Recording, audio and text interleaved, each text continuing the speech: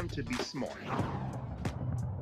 Roland Martin's doing this every day. Oh, no punching! Thank you, Roland Martin, for always giving voice to the issues. Look for Roland Martin in the whirlwind, to quote Marcus Garvey again. The video looks phenomenal, so I'm really excited to see it on my big screen. Support this man, Black Media. He makes sure that our stories are told. See, this difference between Black Star Network and Black-owned media and something like CNN. I got to defer to the brilliance of Dr. Carr and to the brilliance of the Black Star Network. I am rolling with Roland all the way. Honored to be on a show that you own. A black man owns the show. Folks, Black Star Network is here. I'm real revolutionary right now. Wow, Roland was amazing on there. Hey, Black, I love y'all. I can't commend you enough about this platform that you've created for us to be able to share who we are, what we're doing in the world, and the impact that we're having. Let's be smart. Bring your eyeballs home. You can't be Black-owned media and be scared. You dig?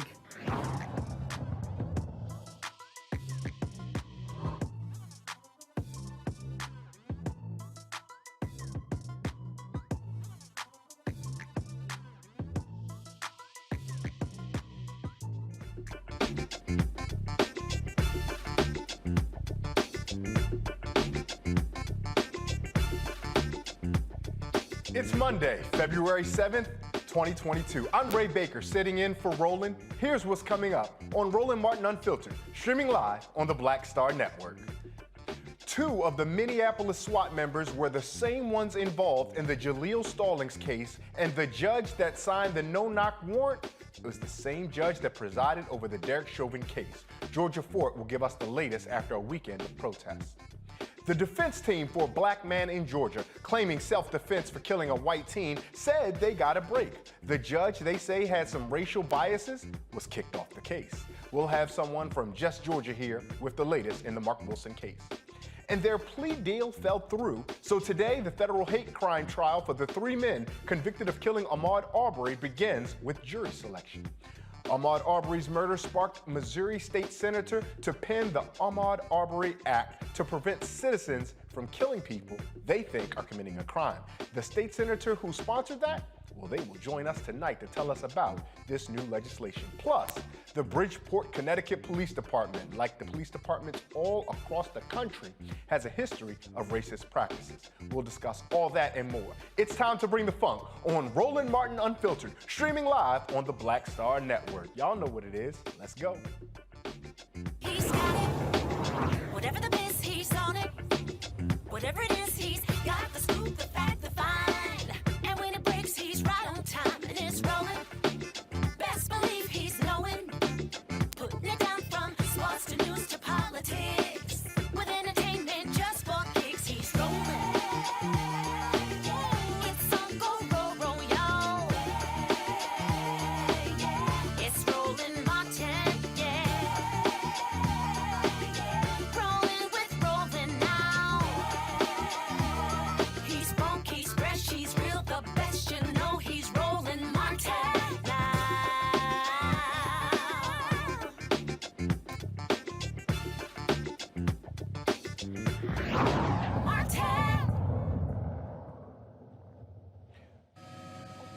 Few days, thousands took to the streets in places like Minneapolis, Minnesota, to protest the fatal shooting of Amir Locke. 22-year-old Locke was shot when police were executing a no-knock warrant connected to a homicide investigation that he was not a suspect in. Amir did not have a criminal record, and it was less than 15 seconds from when officers opened the door before Officer Mark Hanneman shot Amir.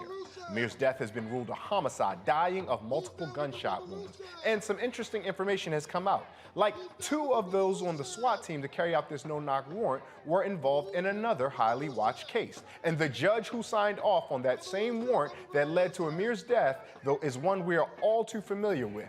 He is the judge from the Derek Chauvin case. To update us on all this and more from Minnesota is journalist Georgia Fort. Georgia, thank you so much for making time to join us here on Roland Martin Unfiltered. It's a pleasure to be here, Ray, and definitely wish it was under better circumstances. Georgia, so let's ask some important questions to get started at the outset. We saw another weekend of protests, but for so many viewers and observers, their memories of Minneapolis protests was what we saw that kicked off the long, hot summer of 2020. What are you seeing on the ground from the people out in Minneapolis in the St. Paul area? That's right, Ray. I was actually out there on Saturday afternoon when thousands were in the streets demanding justice for Amir Locke. And you pointed out some critical factors that are playing into the reason why so many people are turning out. The same judge who presided over the Derek Chauvin trial, Judge Cahill, is the one who signed off on this no-knock warrant. And so when we look at Chauvin and we look at the fact that he was fired, he was convicted, that instance was an outlier. This is not the norm in Minneapolis, right? And so what is the norm is that these systems are working together, not only the Minneapolis Police Department, but the BCA, the Bureau of Criminal Apprehension, which investigates when officers use fatal force in the state of Minnesota, and then also the judges. They're complicit as well. And so individuals are pointing now to the fact that nothing much has changed since the murder of George Floyd. Even though we had corporations saying that things were going to change, we had senators and we had people in Congress saying things were going to change. But here we are again, right in the same very city where it happened, and not much has changed. Activists and community leaders worked tirelessly over the last 2 years to try to get legislation passed, including a bill that would have addressed no-knock warrants. In light of what happened to Breonna Taylor, activists here were trying to be proactive and prevent something like what happened to Amir Locke from happening. There was 8 pieces of legislation that community leaders presented after George Floyd, and a lot of those bills were watered down, some of them not passed at all, including one about no-knock warrants. And so here we are, and the question that the city of Minneapolis is asking now is, why does the cost of change always have to come at the expense of Black blood? And we saw on social media an intense exchange between the mayor and some reporters and or activists asking why Mr. Locke was initially labeled a suspect. There seems to be so much tension there. Are the activists in the Minneapolis-St. Paul area now looking at some systemic changes, or are, for right now, are the immediate responses from what you're hearing a need to change the head of interim police, a need to change mayor? Is it a change in the leadership of the individuals, or are folks down there now clamoring for a different type of system, a different type of governance? No, I mean, that's a great question. And in fact, it was civil rights attorney Nikema Levy-Armstrong who stood up and called out interim chief of police Amelia Huffman, as well as Mayor Fry, for their press conference. And the reason being is because she's been on the ground even before George Floyd. She was organizing and demanding change for Jamar Clark, who was fatally shot before George Floyd. She actually ran for mayor. And so she has done her best to work together with leadership, with the politicians here. She is co-chairing one of the committees that the mayor put together to try to help bring forward change in public safety. And what she called out after Amir Locke was fatally shot was the fact that here we are again with the same rhetoric. And when you look at these police killings, it's not, I mean, obviously it's tragic when we lose someone at the hands of those who are supposed to protect and serve us. But in addition to that, there are some very fundamental things that go wrong, including the narrative that the police departments issue to the media and to the public about these incidences. And this is a reoccurrence. This is something that we saw happen after George Floyd was murdered. The Minneapolis Police Department published a press release saying that George Floyd had died of medical complications. Well, when you look at the footage from Darnella Frazier, you know that's not true. When you look at the determination Cahill made in the case, you know that's not true. And so the same thing here with Amir Locke. The Minneapolis Police Department held this press conference in front of the media, in front of the public, saying that he was a suspect. They said that he had a gun. They even published photos of his gun, but they failed to omit information about the fact that he had his license to have that gun. This is an American citizen with the Second Amendment right to bear arms. He legally had his gun registered. He did everything he was supposed to do. And at a time when this city is seeing, I think, a 60% increase in carjackings. This was a 22-year-old who was working for DoorDash, who was concerned that his car would be jacked, that he would be held at gunpoint. And so he went and he did the legal steps of getting a gun so he could protect himself. And so when you look at that, and then to circle back to the police department and the narrative that they portrayed, calling him a suspect, publishing the photographs of his gun without saying he had his license to have it. Then they also put this narrative out there that he was shot during a raid. But they didn't tell us that his name was not on the warrant. And so he was just there. He wasn't a suspect. So all of these things, what they did, Ray, they painted a picture that this was a criminal who deserved what happened to him. And when you actually look at the facts on this case, that is not the case at all. This was a law-abiding citizen who legally had his license to have this gun, and he was staying the night over someone else's house, and this raid just so happened to happen while he was there. And within 9 seconds, and not even when you really slow down the footage and you count, his parents, Andre Locke, his father, Andre Locke, and his mother, Karen Wells, have talked about how their son, their 22-year-old son, was a deep sleeper. And they came in, you can see the officers kick the couch that he's laying on. And at that moment is when he came to consciousness. That's when he woke up. So really, it was probably in the matter of 2 to 3 seconds that Officer Mark Hanneman made the fatal decision to shoot Amir Locke 3 times. And we can no longer, as the Black community, stand by and watch this stuff happen and not only try to hold these police departments accountable, but I believe the media is playing a critical role in the narratives that are being distributed to our society. And we have white individuals who say that this shooting was justified. But when you examine the facts of this case, this was a law-abiding citizen, and we should not have to continuously try to humanize Black men and women. We should not have to fight against these narratives. I've dedicated my entire career as an independent journalist to changing the narrative, because this is the perfect example where this innocent Black man has been criminalized. Yeah, Georgia, you make a great point. And hang tight for 1 second, because I believe we have the video of that exchange that I earlier referenced regarding Mayor Jacob Frey in Minneapolis and the leader of their police department. So take a look. That there is an ongoing tension between getting things out quickly and getting things right. We want to get things right. We want to, excuse me. We want to gather the necessary evidence to make sure that we are not telling you something that is inaccurate now, only to correct it a day later. Why was Amir Locke referred to as a suspect? And so I'm going to ask. That's right. Why was Amir Locke referred to as a suspect in the MPD's press release? That's right. I don't know. So can you speak to that? Why was his gun pictures released? So, but we could do one question at a time. We do want to answer the questions, but I would also prefer just to one question at a time. To your question, I do not know. Does the chief know? Can the chief answer that question? Go ahead. So yesterday, at the time that we were putting out the press release, we didn't have as much information as we have now, of course.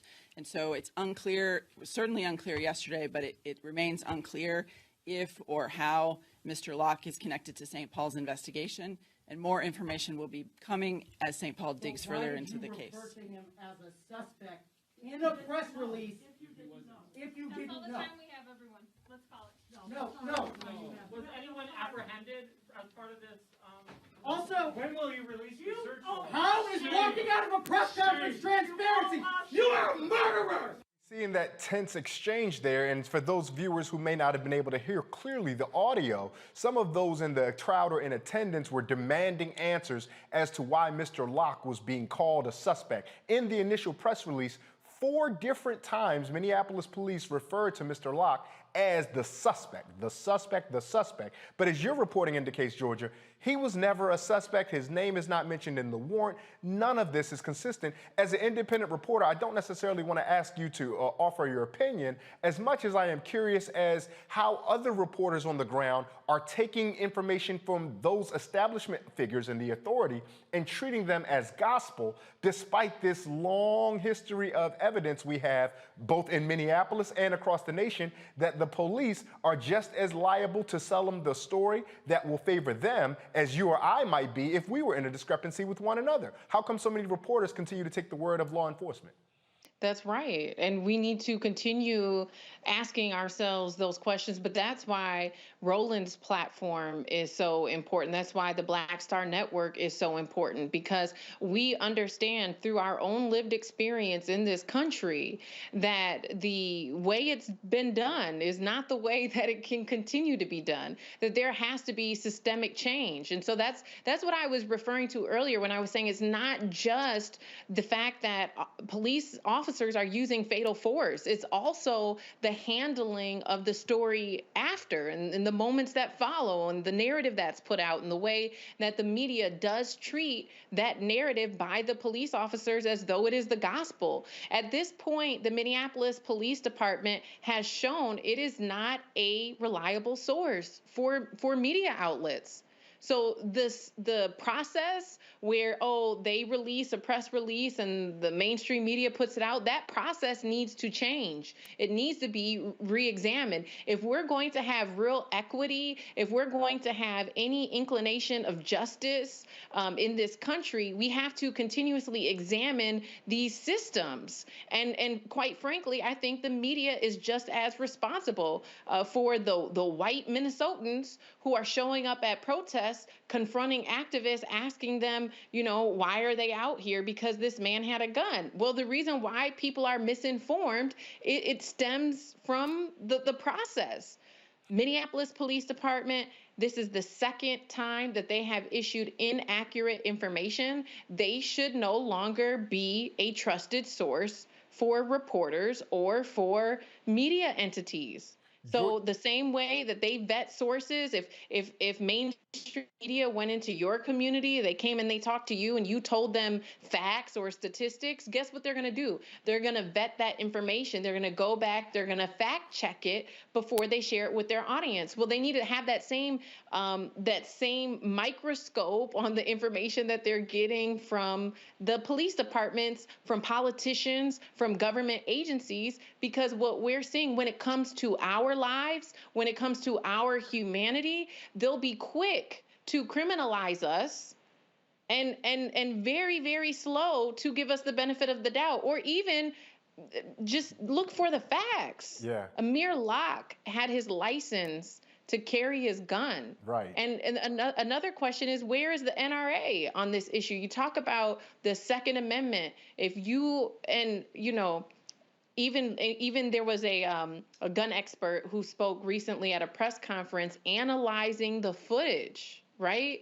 Go talk to a gun expert about that footage. And when you look at the way that Amir Locke he did pick up his gun because he was startled. He didn't know who was around him, but he didn't have it pointed at anybody. He didn't have his finger on the trigger. He had his finger along the barrel of the gun. And when you're trained on how to use a firearm, you are trained to assess the threat before you shoot. And so what that footage tells us, based on what we've heard from Marcus Armstrong, I believe is what his name was, he had his finger on the barrel, he had his thumb up, he had the gun pointed to the ground, he was assessing what was happening to him. This could have happened to anyone who has their license to have a gun. This could have happened to anyone. It could have been you. It could have been me.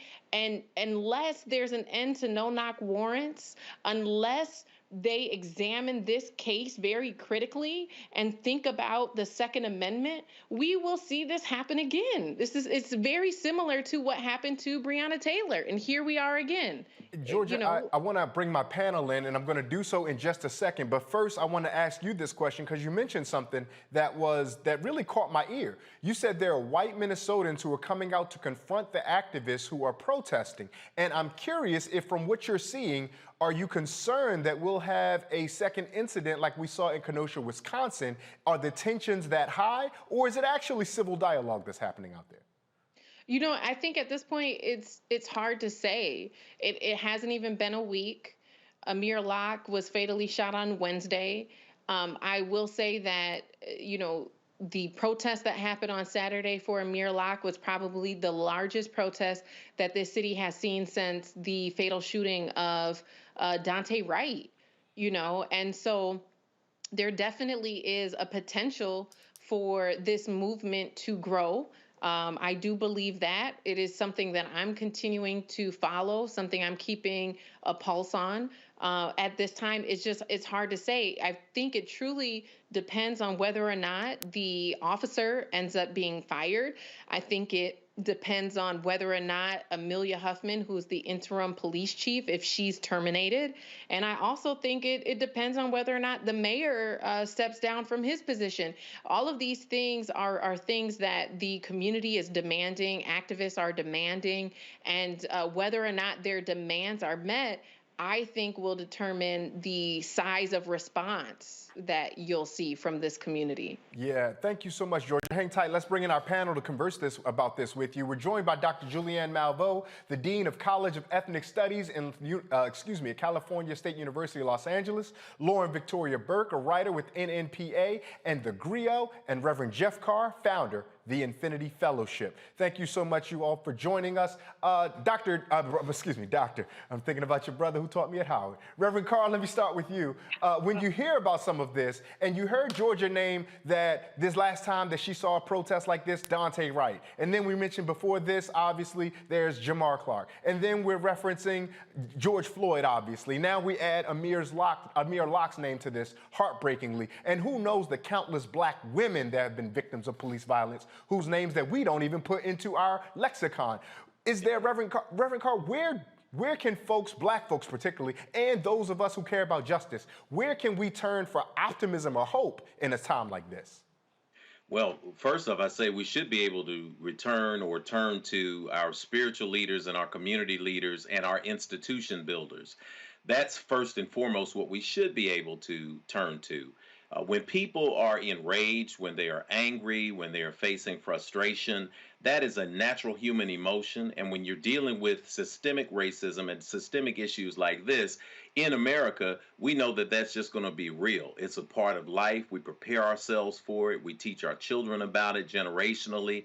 And yet still, if there is nothing in place to ease that anger, if there's nothing in place for us to pour into, to give us our own esteem, then we end up being victims of not just the racism directly, but we die early. We have health issues. We have mental health issues. So it becomes this complex, intersecting system, and we end up always being at the bottom of the pyramid.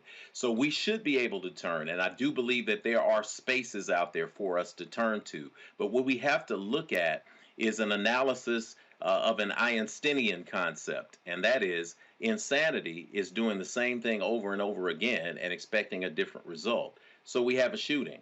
We now have body cam footage that is always added to it. People protested for years to get body cams, and now police departments have figured out how to manipulate body cams to make themselves look as if they're being transparent. Someone dies, there are protests. We ask for someone to be fired. Maybe they're fired, maybe they're disciplined, maybe they're not. We ask them to be indicted. We see that maybe they're not indicted or they go free, and then the cycle begins all over again. We're seeing the disruption at the press conferences. We're seeing the anger now spill out from people's minds into their mouths, into spaces that are making public officials uncomfortable. I think we're beginning to see the start of doing something differently so that we can get a different result. Lauren, I'm concerned about, as Georgia alluded to when she was with us, that so many mainstream media outlets are just becoming public information officers for law enforcement. What value, even when we have African Americans and others from diverse communities, what value is it to have black folks in those spaces if they too just mimic the behavior of being a PIO for the law enforcement? Yeah, well, you know, in most cities with big media organizations, what you find is a disconnect between the media and the people who are on the ground. I suspect that what happens, I've seen it a lot, you know, where I'm from in New York, where, you know, the people who are reporting the news have a completely different experience with the police, so they just believe everything the police say. And the constituency that they're reporting to is having a completely different experience. So I suspect that and the fact that people tend to just believe what police officers say generally, and nobody checks them. There's really no check and balance on them when they put out certain information. That just sort of goes on and on and on and on. And it shouldn't. But there has been some, I guess, aggressive, there's been some effort to change that. There's been a conversation that's been going on about not just believing what is put out by the police. It's a slow effort. I know it sort of bubbled up. Wesley Lowery, who's a journalist over at the Washington Post, is now at CBS, brought it up. And it's point it will change. But, you know, the fact that everybody has a camera phone, the fact that everybody has the ability to get information out independently has checked that as well. So hopefully that'll change. You know, one question I had that maybe Georgia knows the answer to is whether or not do we know whether or not the cops were in plain clothes or in uniform? And do we know why they were there and what the warrant was being served for? Yeah. Does she know that? And so, unfortunately, Georgia had to drop off. But one of the things that we do know is that the cops were serving in a SWAT capacity in their SWAT attire. We also know that they were serving a homicide warrant that the St. Paul police alleged that the person who was there that they were there to apprehend had made threatened statements against law enforcement. Again, I qualify that to our viewers. Okay, Ray, it doesn't really make that much of. Yeah, I qualified that to say the St. Paul police have told us that said person has made threats against law enforcement, which means that we at Roland Martin Unfiltered have not independently verified that. We won't get involved in a conversation where we say we're just parroting police statements and then parrot police statements ourselves. But I do want to at least let the viewers know that the police are alleging this. Dr. Malveaux, I'm going to come to you. On college campuses, so often, you all are engaged in these heady academic discussions that in meaningful ways turn out to be the practice that people follow behind. Are there discussions on college campus that move us toward a place where we understand the unique challenges and flaws with policing across all people, particularly the most vulnerable among us, which would often be Black and lower income folks? You know, that's such a great question because our academic senate and a couple of members of our academic senate have actually begun to delve into the resources used for policing on campus. What was raised, and I haven't verified it yet, but one of my faculty members in the College of Ethnic Studies, Dr. Leda Ramos, raised the fact that we spent almost half of our student services budget on campus policing. Now, I've been living on campus, y'all will laugh at me, in a dormitory for the past 7 months. No drama, no trauma. Just need to find me someplace to live.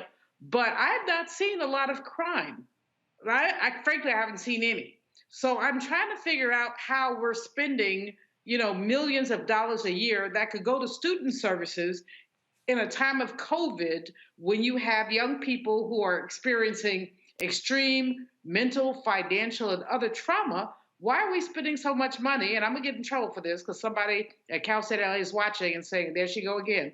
But why are we spending so much money on that and not on so-called security and not on student needs? Students, the college that I work at is an HSI, Hispanic Service Institution. Almost 70% of our students are Pell eligible. They're not here for no drama. They're here to learn.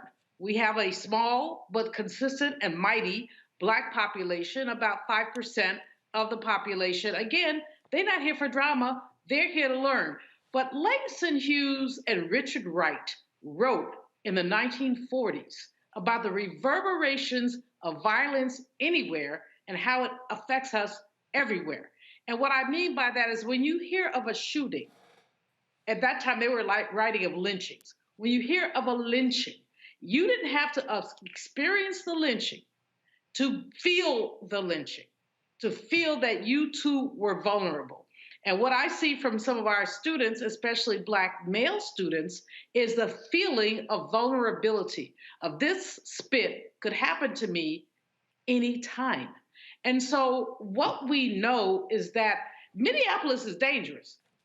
Mama, don't send your children to Minneapolis. It's dangerous. But it's not just Minneapolis, it's Los Angeles, it's San Francisco, it's Oregon, it's Texas. But here's what we know. Basically, it's okay. The disrespect,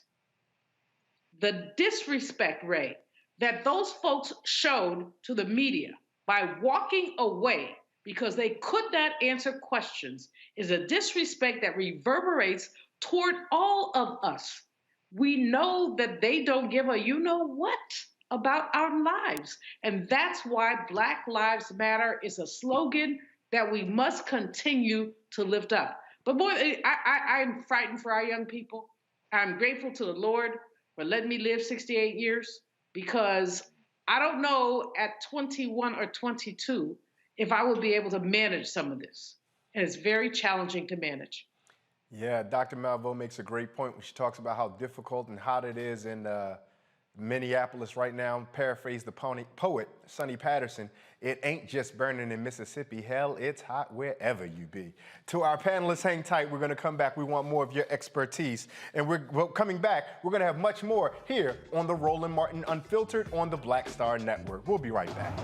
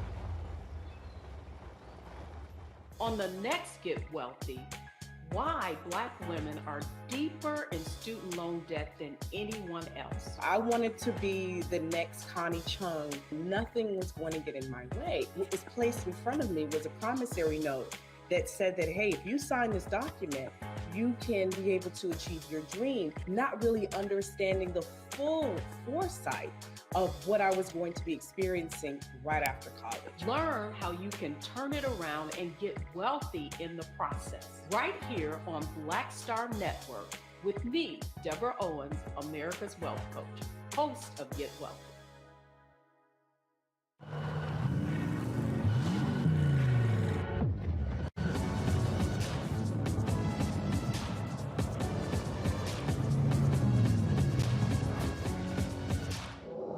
Pull up a chair, take your seat. The Black Tape with me, Dr. Greg Carr, here on the Black Star Network. Every week, we'll take a deeper dive into the world we're living in. Join the conversation only on the Black Star Network.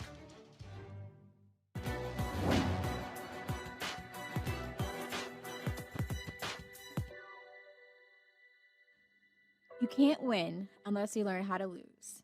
Basketball star Kareem Abdul-Jabbar.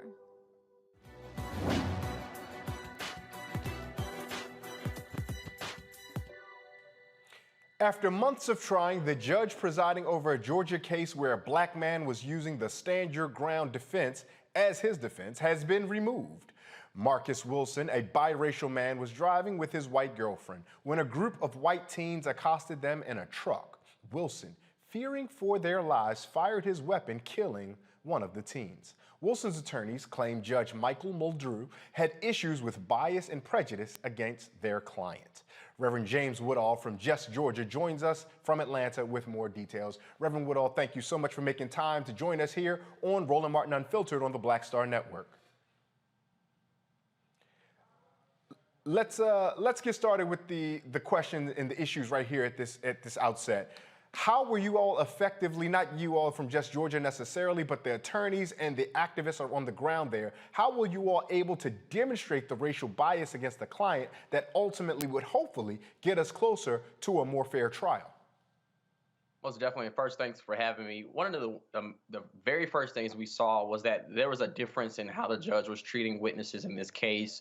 And the judge that ruled or issued the ruling that recused Judge Muldrew identified that as such. But also, one of the lead defense attorneys, Attorney Francis Johnson, was actually held in contempt of court, as well as detained and arrested on the day of the immunity hearing. Was also part of that kind of concern that we had was that any individual should be able to have the counsel of choice.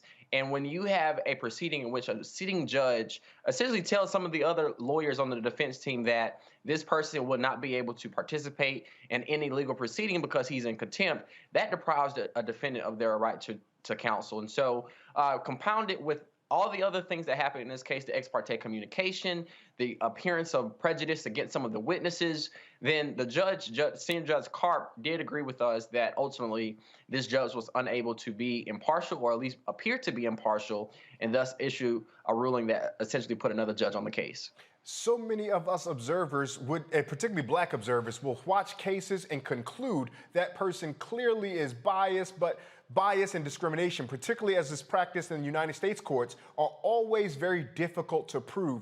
Were there any things that you guys saw that you knew that you've seen before that this would be able to stand up in front of another judge in another court?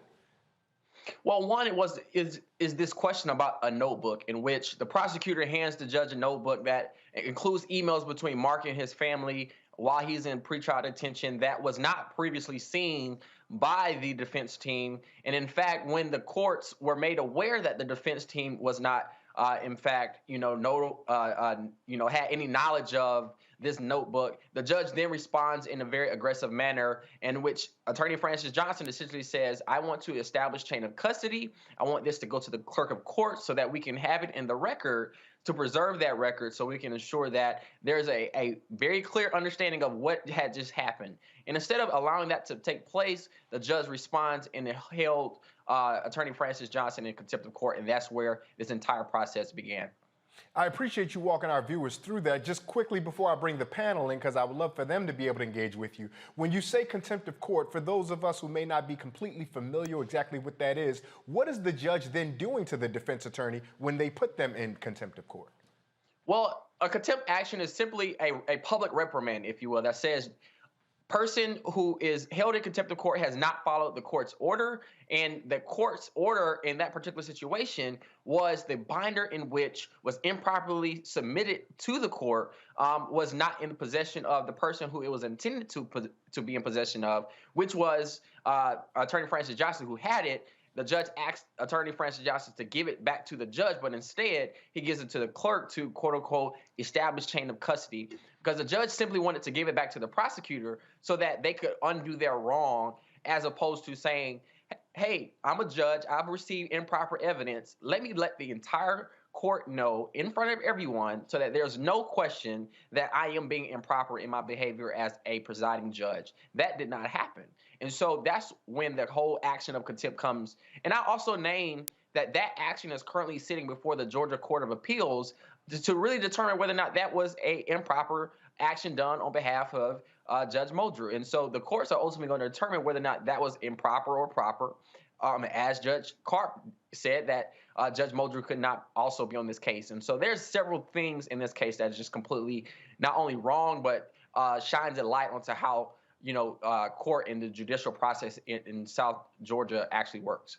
We appreciate you breaking that down, and we know that with Super Bowl Sunday coming up, more or less you told us that if the Los Angeles Rams jumped offside, the referee told them they can get back on side and it won't be any problem, and somebody from Cincinnati had to later throw a challenge flag, and that's what you guys in the defense team did, and we're grateful you did that. Let's bring our panel in and have conversation. Again, we're joined with Reverend Jeff Carr, Dr. Julianne Malveaux, and Lauren Victoria Burke. Lauren, I'm going to go to you first. When you hear about something like this in Georgia, are you now excited that some of those activists there that are doing the work, activists, journalists, and others, are actually seeing the fruits of their benefits? Because unlike in Minnesota, we're actually seeing something that looks closer to justice coming to fruition.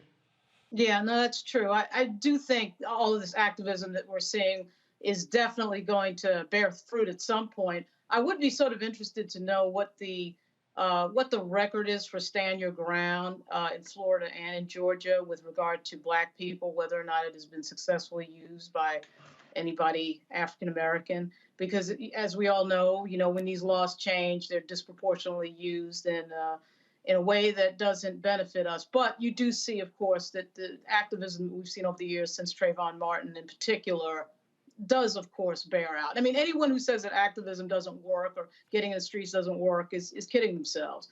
And what we just saw in Minnesota, I mean, they should be interrupting press conferences. They should be in the streets for that.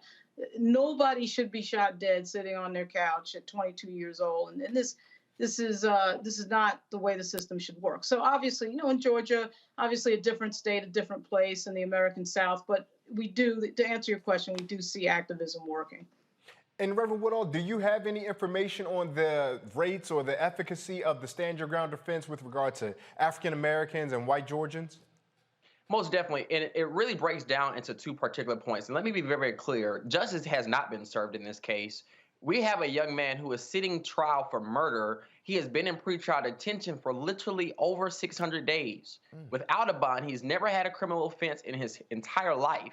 And yet this prosecutor is being very adamant, as long as his former judge, to keep him behind bars while he awaits trial. So that's number one. Number two, as relates to Stand Your Ground, there are two particular process points in which you see a disparity. One is the pretrial immunity provision within Georgia Stand Your Ground law that says you shall be immune from prosecution, meaning you don't even get to go to trial because under Georgia's Stand Your Ground law, you have demonstrated you had a reasonable fear for your life. That term, reasonable fear, reasonable suspicion, is really the crux of where you find that disparity, because what's reasonable for a Black male who is driving downtown Statesboro with his white girlfriend, and you have a drunk car full of white teenagers who are drunk while driving while underage, is not reasonable for him to fear for his life.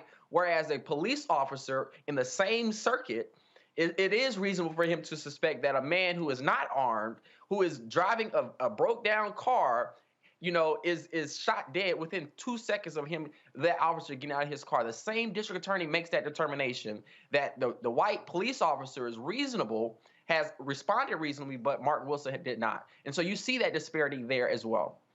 Dr. Malveaux, I'm going to come to you because Reverend Woodall offered the idea of reason. And as soon as I hear reason, I think about all those philosophy classes that had my head spinning around and around and around. And so, but Dr. Malveaux, how are we, the lay public, how are we supposed to wrap our head around language in legislation that involves the word reasonable, whether it be for law enforcement officers, whether it be for the ways that citizens engage with one another? How help us guide our thinking around how we should hear the word reasonable and move forward? Ray, that's such a good question, because reason has to be shifted through a filter of where you are and what makes sense. And we can go through our history and talk about the reasonableness of a predatory capitalist structure that is designed to oppress Black people and the ways that we attempt to live in it, attempt to be within it. I'm thinking has nothing to do with this case particularly, but perhaps more generally, about the number of Black men and women who were incarcerated during World War II because they refused to fight for our country. Now, reasonable people would say, why would they fight?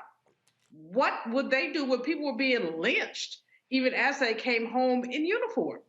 But because of the law, it seems that that was unreasonable enough to incarcerate these people. Literally, one man died incarcerated because he refused to fight for the United States, which had never fought for him.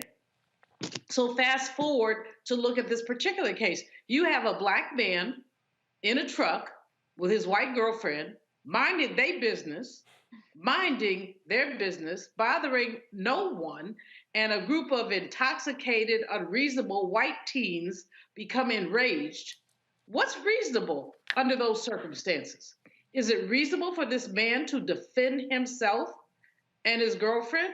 Or would it have been reasonable for him to allow himself to be beaten, battered, bruised, and perhaps even lynched? We don't know the answer if we don't allow ourselves to think about the various ways that we process the issue of reason. And so when we process the issue of reason, what I would ask white people to do is to say, what would you do if it happened to you? What if you were driving through Harlem with your white girlfriend and a bunch of mad brothers decided they didn't like the optics, and so they decided to surround your truck? What would you do? And would that be reasonable? And those are the kind of conversations, they're difficult conversations. You know, Ray, they're difficult conversations, but the conversations that we have to have about what reason means and to whom. And because we don't have one United States of America, I must tell you, to this day, I chafe when people pledge allegiance to the flag. I pledged it for 5 years as the president of Bennett College because I want to set a good example for my young ladies. But I can't do it anymore. I put my fist over there and I say something. The divided states of America, and to the division for which it stands, two nations under God. But because we don't have a simple, our binding value is racism. Racism is part of the cake that the founders baked when they created America. Part of the cake. We can't take the cake apart and say we want to take the sugar out. The racism is the sugar, or the flour out. The flour is the sugar. And so this whole notion of reason has to be parsed through where we are. And if there are too few white jurists who will see it our way. Reverend Woodall, let's look at the cake and the flour and the sugar that Dr. Malveaux just told us about. We would be remiss if we didn't acknowledge that this is an interracial couple. How has that dynamic influenced the reaction of people on the ground, and those that are activists both in support of our dear brother, Mr. Wilson, and those who are critical of what they saw in the killing of the white teen? How is that inflaming the tensions in Georgia? Well, one, it reflects a very unique reality that this family is a biracial family. This Wilson family has been supportive and made sure that, you know, anything that they needed to do to ensure that Marc got not only a fair trial, but was able to have the necessary resources to be able to have a sturdy and a very zealous defense. But one of the things I would be interested in really talking about to this latter point is that this district attorney's office has never, in a community where over 30%, 40% of the entire population not only is African American, but you have an overwhelming majority of this population, which are college students, Georgia Southern University, my alma mater. And in that district attorney's office, there has never been an African American to serve as an attorney in any capacity, a receptionist, a legal assistant, or of any capacity. And so when you talk about reason, what a white person, and now we've had the first woman to be appointed or to be elected as district attorney in Daphne Totten, but there's never been an African American or any minority for that instance or person of color in that office. And so when you talk about what the expectation is about who considers what to be reasonable, that's where you know that context is coming from. But as it relates to the biracial nature of their relationship, you know, people have their commentary as to, well, this should happen or that should happen. But at the end of the day, what we see is this is a black man. This is a black brother who is literally being prosecuted and possibly lynched because he thought it not robbery to defend not only himself, but his partner. And that's something we cannot overlook, and it's something that we will continue to fight zealously against. Reverend Carr, I want to give you the last word on this. We heard earlier the idea of justice. Reverend Woodall said justice has not been served, and that came following me alluding to more justice is present.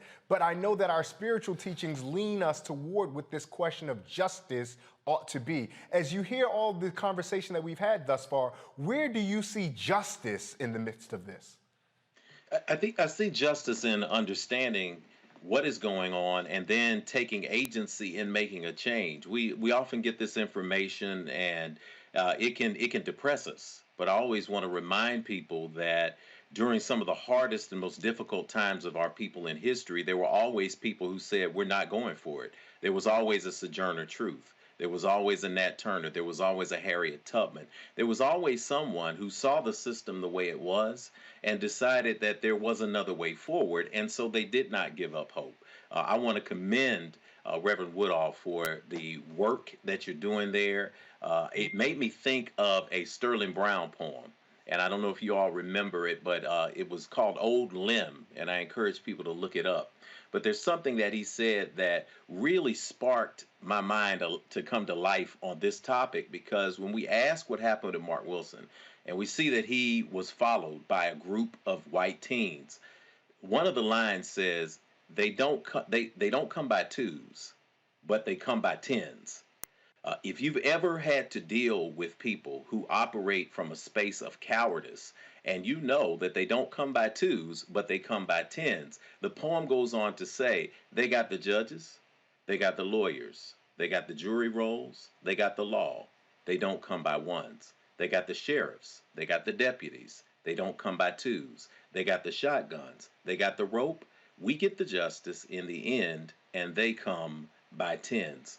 When we're looking at this space here, we are called on. We are the change that we are looking for, and we have to put ourselves in a position where we remain informed, where we're not afraid to stand up and put ourselves on the line. And one of the ways that we can put ourselves on the line is by building and supporting independent institutions so that we're not worried about our livelihood. I always have to shout out the young activists, particularly the sisters down in Georgia and spaces like that, because they are bold enough to say, while I am young, while I don't have many things on the line that the older generation might have on the line, while I'm not carrying a mortgage that can be taken out from under my feet at any given moment, I'm going to stand, I'm going to speak, and it is our job to support them. I wanted to ask something quickly to Brother Woodall, if he's still on.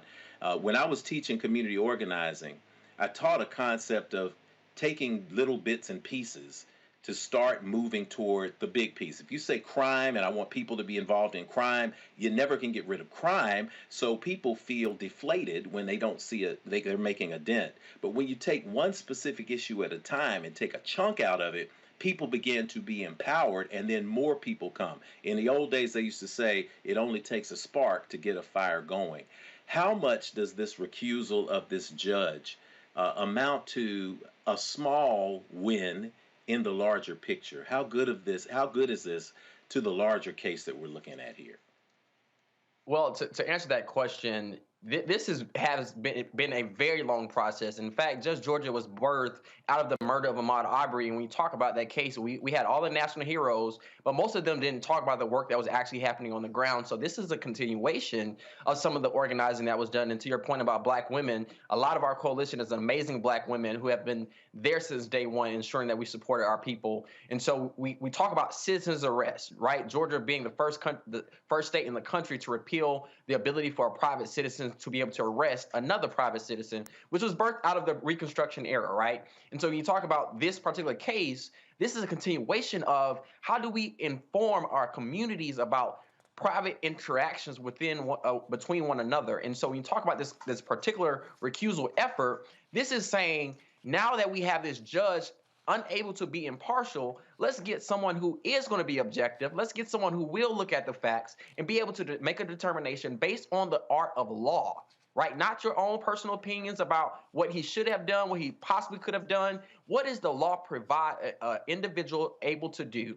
And so once we get beyond this case, we're going to have a conversation about what does it mean to have the ability to, quote unquote, stand your ground. Should we have a duty to retreat? Should there be a responsibility for private citizens to de-escalate uses of force? That's not the law right now. And so if we want to talk about what he should have done, that's a conversation for the Georgia General Assembly, which is a conversation we are very much so engaged in. But right now, we need due process. We need a judiciary that is able to analyze facts and evidence and make a determination based on that. And so we'll continue to fight until this case is concluded.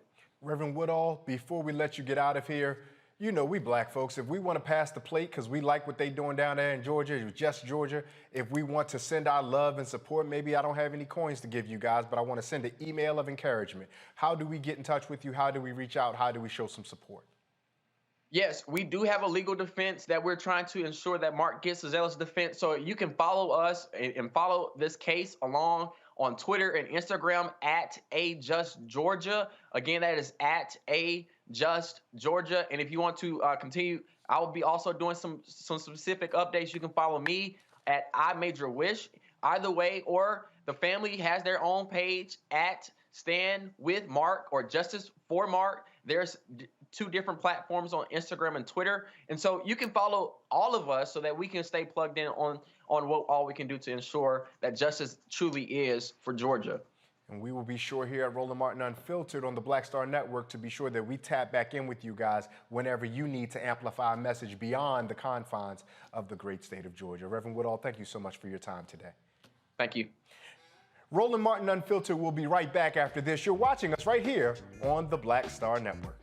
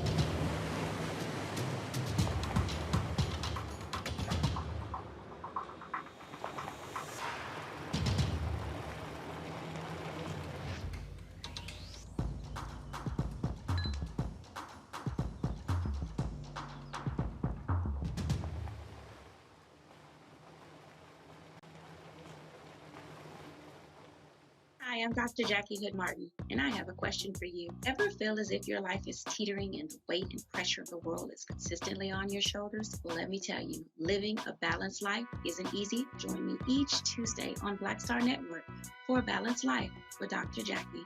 We'll laugh together, cry together, pull ourselves together, and cheer each other on. So join me for new shows each Tuesday on Black Star Network, A Balanced Life with Dr. Jackie.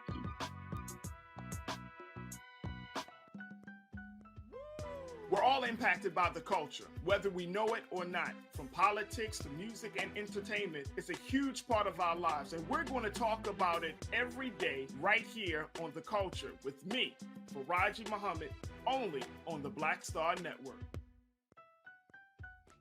My name is Jaleel Wilson. Hi, I'm Sally Richardson Whitfield. And I'm DeAndre Whitfield. Hey everybody, this is your man Fred Hammond, and you're watching Roland Martin, my man, Unfiltered.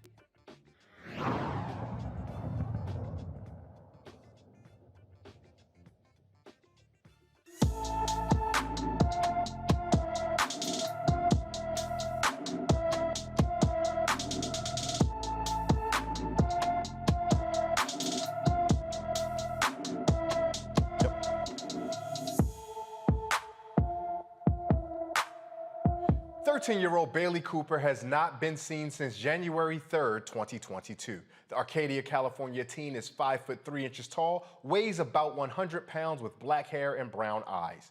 If you have seen Bailey Cooper or know of her whereabouts, please call the Arcadia Police Department at 626-574-5150. Again, 626-574-5150. In Georgia, jury selection began today in the federal hate crimes trial of 3 white men convicted of murdering Ahmaud Arbery, the black man, jogging in a white neighborhood. About 1,000 jury notices were mailed to residents across 43 different Georgia counties. Some prospective jurors had to drive at least 4 hours to get to the Brunswick courthouse. Now, the first 50 got questioned to determine if they could serve as, here goes those words again, fair and impartial jurors. The judge plans to seat a jury of 12 plus 4 alternate jurors. Father and son Greg and Travis McMichael chased Arbery in their pickup truck and murdered the 25-year-old in February of 2020. A neighbor, William Roddy Bryan, joined the pursuit and recorded a cell phone video of the killing. Let's go back to our panel again. Dr. Julianne Malveaux, Dean of College of Ethnic Studies at California State University, Los Angeles. Laura Victoria Burt, writer for the NNPA and the GRIO, and Reverend Jeff Carr, founder of the Infinity Fellowship. Dr. Malveaux, let's start with you. We hear about the federal trial for hate crimes here, and we're at least, I don't want to say satisfied, but can acknowledge that for once, a black victim got the same type of attention that white victims get when crimes are perpetrated against us. But this next level of a federal hate crime, do you hold out any expectation that, one, we'll be able to seat a jury, and second, that we will be able to see, again, justice? You know, Ray, I actually do think that this is a step in a positive direction. I'm concerned, of course, at what the family has said. A federal prison is a nicer prison, if you want to use nicer, not nice with prisons, than a state prison that has already been investigated for horrible treatment. But how many black men and women are in those kind of prisons?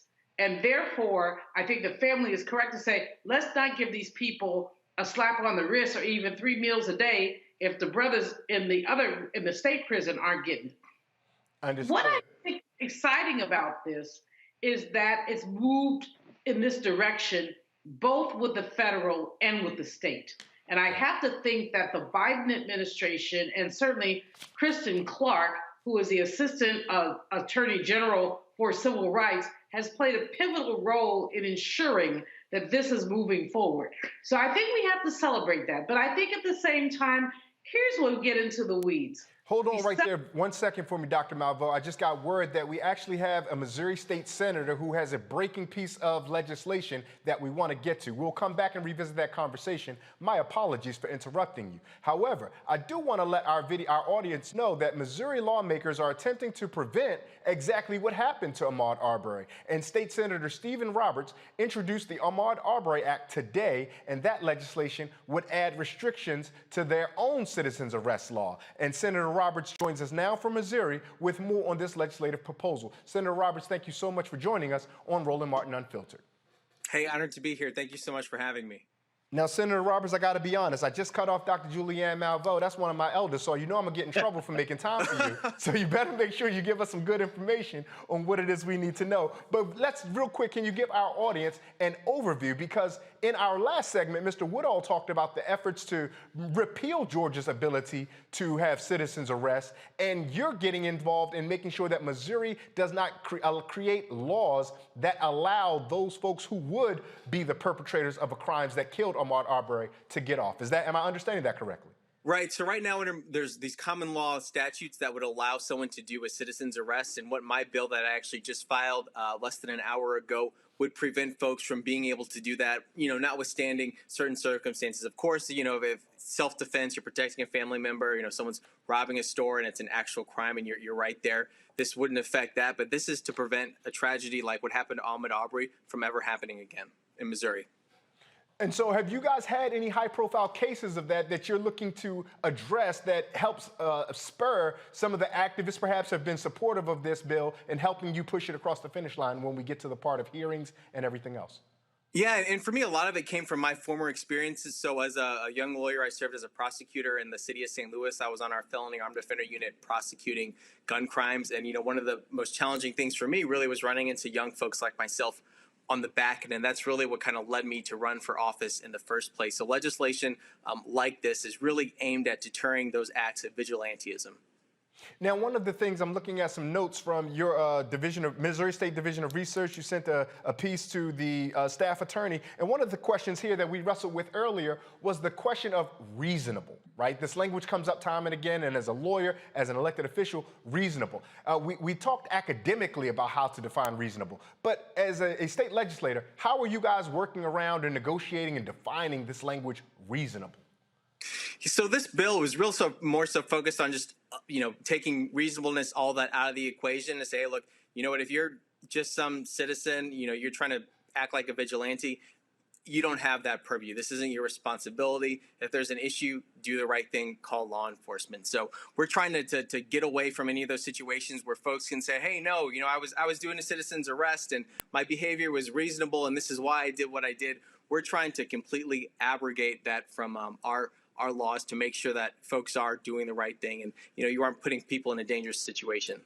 We recognize that you're just introducing the bill, but I'm certain that you've had conversations with those fellow senators, maybe even the state representatives, the activist community. Are you optimistic that most of the public that is in tune to state legislative affairs in Missouri are going to be supportive, or do you guys have an uphill battle? I think it's going to be an uphill battle, but I think once folks understand what we're trying to do, and this is legislation actually that we modeled off of what was passed in Georgia with bipartisan support. So we're not doing anything off the wall. Really, this is something that law enforcement should get involved with as well. Yeah, I appreciate that you said that it was passed with bipartisan support, but we know now that our colleagues who don't always understand the plight of black folks don't see what friendship and collegiality happens to be when it comes to those folks. Is there anything that you think that's in this bill that you would like our viewers and the larger audience to know that perhaps just hearing about it or reading a quick article, they may not get an important nut or bolt of that story? Yeah, I would just want them to know that citizens arrest laws are in effect in most states. So reach out to your local elected officials, your state senators, your state representatives, and let them know how you feel about this, how dangerous this law is, and how you want your elected leadership to make sure that these types of tragedies don't happen in their states and their homes. We know that you're tight for time, so with the little bit of time we have, I want to bring back our panel to offer questions that they may have to you. And because I interrupted you, Dr. Malveaux, if you have any questions for our state senator, Mr. Roberts, please feel free to offer Senator Roberts your question. Yes, I do. The whole issue of citizens' arrest is very troubling to me. It takes us back to the post-Reconstruction era where white folks could just stop black folks for anything and arrest them, incarcerate them, whatever. Was a history part of your deliberation when you were thinking about this legislation that would limit the ability to do citizen arrests? Absolutely. 100%. And just the idea, of someone being able to say, I'm walking down the street, I'm not bothering anyone. Give your folks my best, by the way. I know your folks, so give them my best. Oh, fantastic. Thank you, Dr. Moore. Appreciate that. But yes, absolutely. And for me, just from a personal standpoint, being able to just, have concerns that someone could just walk up to me and stop me when I'm not doing anything, bothering anyone, and to fall back on this sort of defensive, well, you know what, I was acting with the color of law behind me. These are folks with no law enforcement training, just average citizens. So for me, absolutely. And it's wanting to get away from people who are just, trying to take the law really into their own hands. Lauren Burke, any questions for Senator Roberts? Yes, Senator Roberts, are there any other states that have any sort of law like this, or is this first of its kind? Just Georgia. So we're taking the model that they used as a template when I crafted the legislation. So we're trying to follow in line and say, look, this is something that's worked there, and there's no reason why we can't pass this with bipartisan support here in Missouri. And Reverend Carr. Yes, Senator, I appreciate you taking the time and the initiative to actually be a part of the change. I appreciate you, Ray, for being bold enough to even attempt to interrupt Dr. Malveaux. None of us do that because we're good. We understand that sister's got it going on, and that was good. And it was still smooth. It was still respectful. I love it. But, Senator, I want to ask you something. Here in Tennessee, we have carefully constructed over a period of about 30 years a supermajority with the Republicans. It's extremely difficult to push bipartisan legislation through. So down there where you are, how do you sell this to the Republican majority as something that is good for everybody? Absolutely. We struggle with that same situation here in Missouri. We're in a super minority position in the Senate. We've got 10 Democrats to 24 Republicans. So we're outnumbered by about 3-1. But I think this is types of legislation is something that should appeal to folks from all walks of life. So I'm pretty confident that working with my Senate colleagues, we actually sent it to our prosecuting associations as well, and our the law enforcement associations to try to get their support and explain why this is better from everyone. And for me in particular, just kind of starting my legal career as a prosecutor, I think that carries a certain level of credibility when I'm working on pieces of legislation like this and why it's important.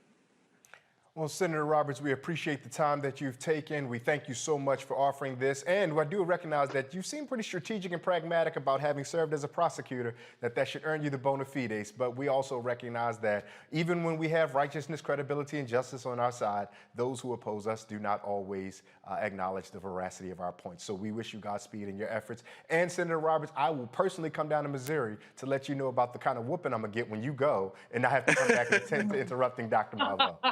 But thank you so much for your time. Lastly, before you get out of here, tell folks if they want to find or follow you to continue to support and track this legislation, how can they go about doing that?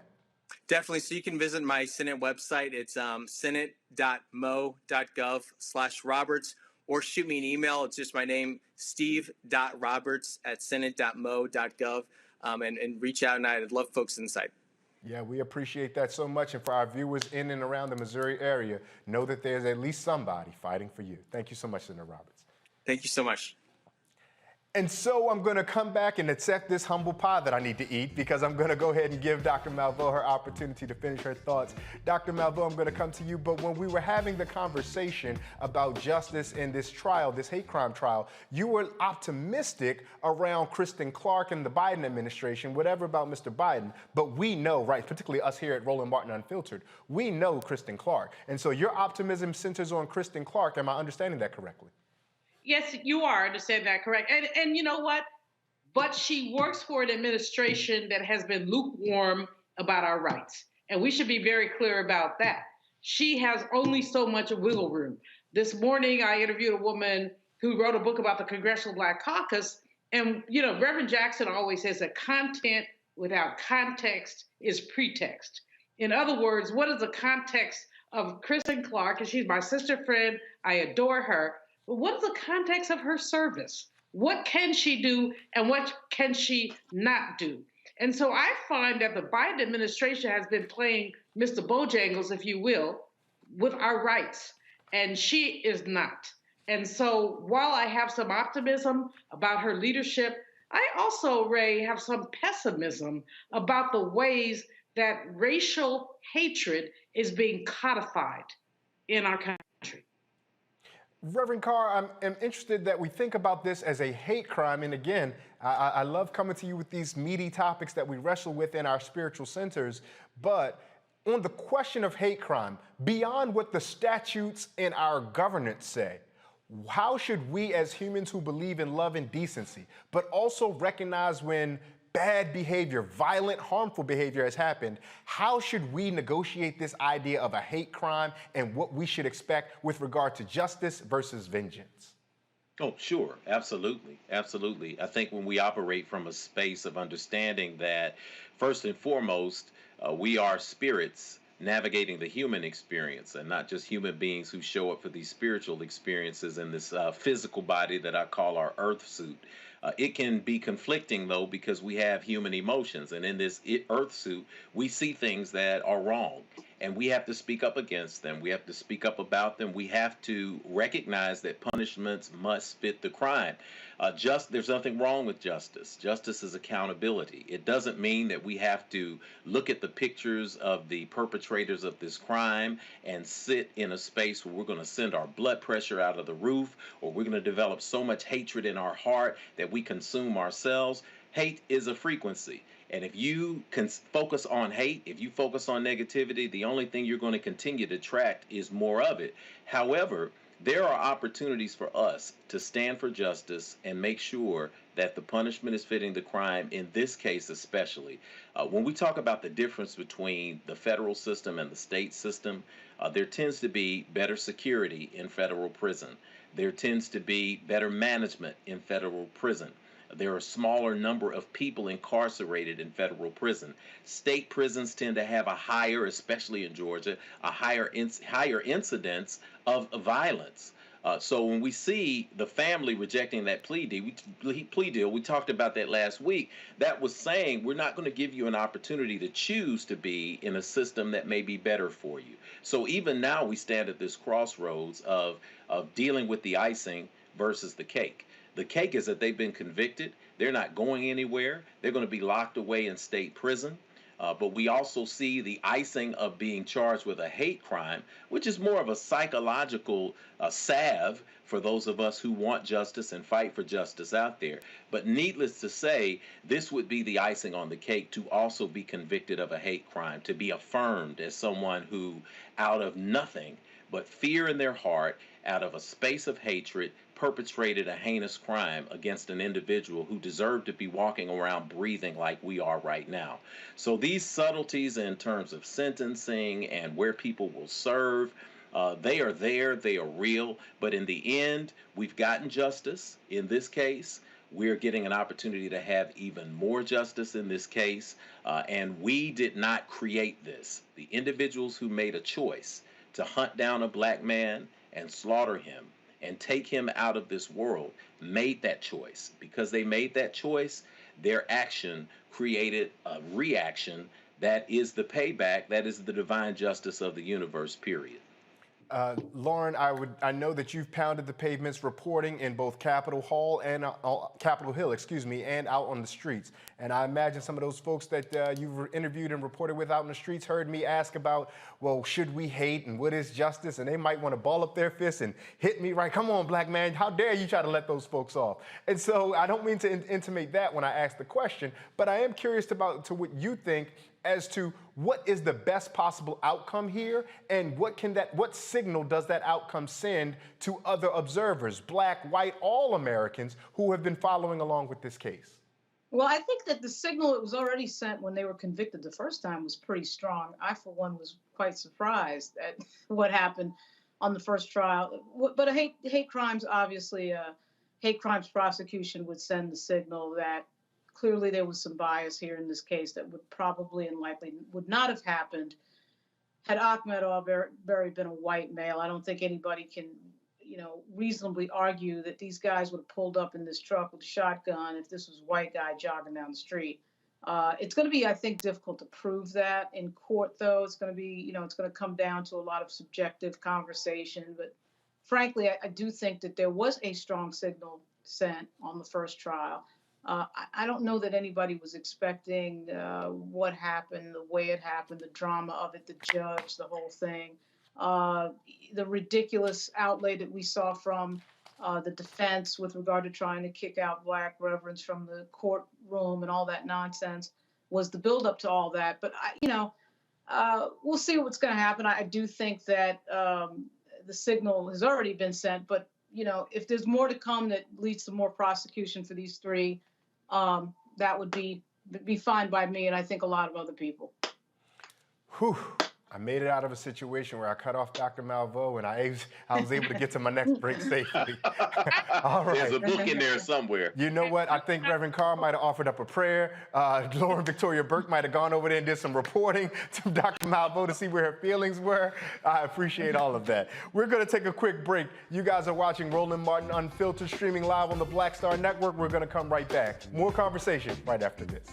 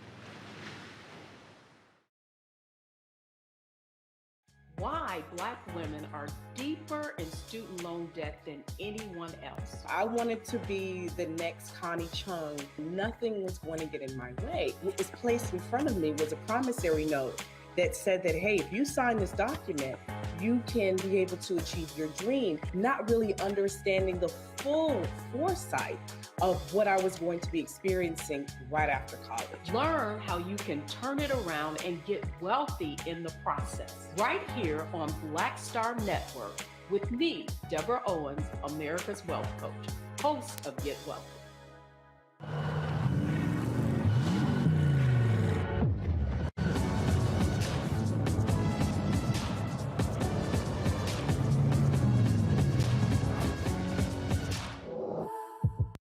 Pull up a chair, take your seat. The Black Tape with me, Dr. Greg Carr, here on the Black Star Network. Every week, we'll take a deeper dive into the world we're living in. Join the conversation only on the Black Star Network.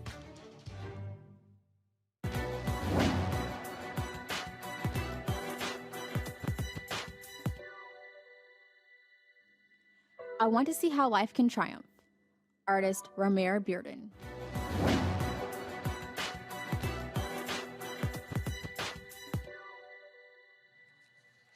Activist and radio show host Joe Madison and many others have sacrificed their health to go on an important and inviting hunger strike to protest renewed attacks on voting rights in America. After the voting bills were defeated in the Senate last month, Madison began eating solid food, but unfortunately, that was after 73 days without it. But during his hunger strike, doctors told the 72-year-old his prostate cancer had spread. He posted this on his Twitter account Friday. Take a listen. By December, I had already been 30 days plus into the hunger strike and found out that my prostate cancer through CAT scan and MRI had spread. The cancer cells had spread to the shoulder and different parts of the body. But the doctor, he's a combination of oncologist and a urologist. Urologist. So he said, I looked at the CAT scan and he said, it's spread. Now, how do you want to deal with it? And so the first question was, well, does my protest, should I stop the hunger strike? He said, no.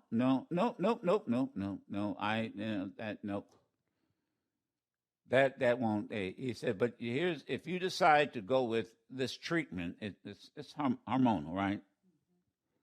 You're going to have to come in every 3 months and get infusion, in other words, injections in your stomach every 3 months. I said, well, for how long? And this was within, the first one was mid-December. He said, really, for the rest of your life. Wow. And what if I decide not to take this treatment? What if I just say, forget it? And I just won't bother for this kind of treatment. So what would happen? And the urologist, very in a deadpan kind of way, well, you'll be dead in a year and a half. Oh, and by the way, during that year and a half, we'll be giving you pain medication because you'll be in tremendous pain. Oh, okay. Well, that answers that question. What do you say, Sherry? Every 3 months doesn't sound bad. Injection every 3 months doesn't sound so that bad. Yeah, After all. Because I want to live. I got work to do. We here at Roland Martin Unfiltered want to wish Joe Madison the best of luck on his journey to complete healing. We're going to go back to our panel. Dr. Julianne Malveaux, Dean of College of Ethnic Studies at California State University, Los Angeles, Lauren Victoria Burke, writer, NNPA and the Griot, and Reverend Jeff Carr, founder, the Infinity Fellowship. We talk about the ongoing struggle, Lauren, that Joe Madison and countless others waged for voting rights. and we pressed so hard. And I think about November 2020 and the lead up to November 2020, and particularly for Black Americans, particularly for vulnerable Black voters in places like Georgia, Missouri, Pennsylvania, and everywhere where we've seen these voting rights laws being stripped, rights being stripped.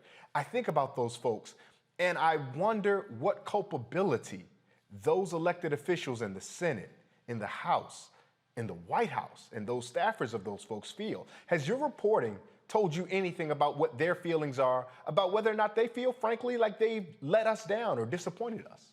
Oh, they're definitely not happy with, what has happened in terms of lack of urgency on the part of the White House in particular. A lot of people feel like he should have teed up voting rights right as he came into office, even with the understanding, of course, that the COVID crisis is a historic, generational crisis. And he did deal with that first with the Rescues Act. That was not, that was understandable under the circumstances, but at the same time, he had a lot of momentum right at the beginning. President Biden had a lot of momentum politically right at the beginning. And so a lot of the voting rights activists obviously are not happy with the fact that he didn't cue that up first and foremost, because as Cliff Albright and the gang like to say, I mean, they can't be magical Negroes again and again, cycle after cycle, and win this thing because they've, pulled out every stop to get people online to vote. Now, of course, it's going to be harder because the Republicans have put in place a number of barriers, a number of hurdles, a number of things that are annoying. This whole thing of not being able to give food and water to people in line, not being able to have, placeholders in line for older people. It's going to make it more difficult.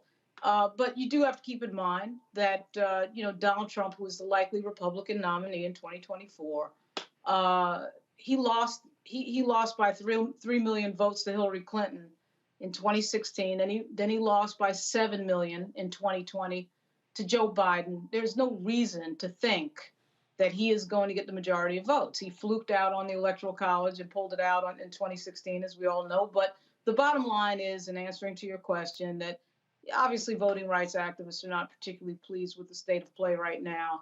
And frankly, I do think that, unfortunately, Joe Biden picked the wrong person as his attorney general when he had somebody that would have been perfect for the historic moment in Doug Jones. At any rate, they're not happy. We'll see what happens next. Obviously, it's difficult. It's a 50-50 Senate. Everybody knows that. And right now, everybody's just trying to figure out what's going to happen with the midterms and whether or not Democrats will be in control of the House after this year. Reverend Carr, I want to come to you because Lauren introduced a great point. She said that there was Doug Jones that was right there for the Attorney General position. Kristen Clark would have been fantastic to serve in that position. There are a number, Barbara Arnwine, like we can name a number of folks, Sherilyn Eiffel. There's a number of folks who we could put in that position, interestingly. But, and I'm glad that Lauren alluded to Doug Jones, who was formerly a senator out of Alabama. For those viewers who might not know, he was the prosecutor who held those responsible for that atrocious bombing, held them brought them to justice. But I just got this, and I know it happened some time ago, and I'm not going to ask you to opine on it, Reverend Carr, because I don't know if I'm blindsiding you with this. But the Supreme Court allows a congressional map drawn by Alabama Republicans to remain in place, freezing a lower court ruling that the map violates the Voting Rights Act. So when Lauren talks about all of the ways that 7 million votes that Donald Trump lost by in 2020, 3 million that he lost by in 2016, it seems like Republicans are well aware there just aren't enough people to vote for Donald Trump. So their game plan is, how about we limit the number of people who vote? Is that something, am I reading that correctly? Is that a fair understanding of what we seem to be seeing? That's not only a fair understanding, it is a clear analysis of what we're seeing with strategy. And Sister Burke knows, as a media person, as a mind strategist for crisis communications, you know that we're not just seeing the end result without a spark at the beginning that led to this result. This didn't pop up overnight. Again, for the last several decades, Republicans have been seeing that we are not going to be able to last and stay in power if voting lines stay the way they are. And that means that if they stay basically fair, we have to find a way to gerrymander and to nitpick and to draw the dragons in a way that allow us to have white minority rule. It's not just happening with the Supreme Court now with the affirmation of that case. It's happening here in the state of Tennessee.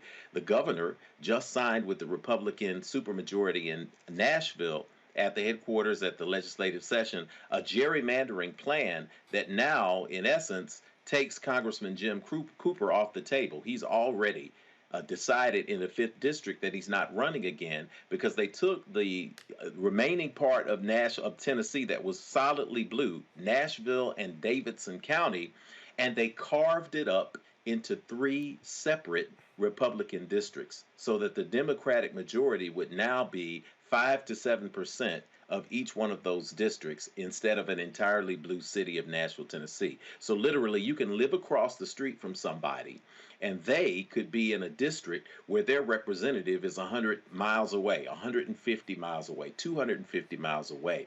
This is what's happening all over the country. This is when we start talking about the importance of voting. So when people say votes don't matter, yes, they do. Because when you're voting locally and when you're voting nationally, you're giving people power to appoint judges.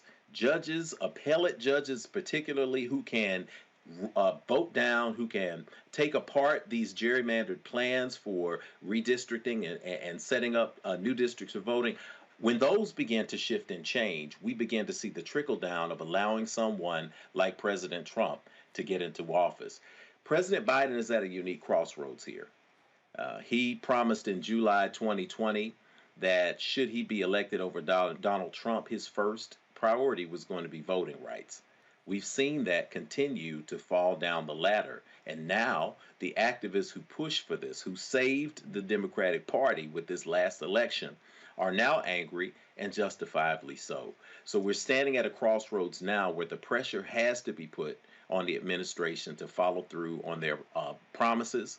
And I want to pause in this moment and just take a pastoral privilege to say that Joe Madison's a hero. You're a hero. You put yourself on the line. You have compromised your physical health.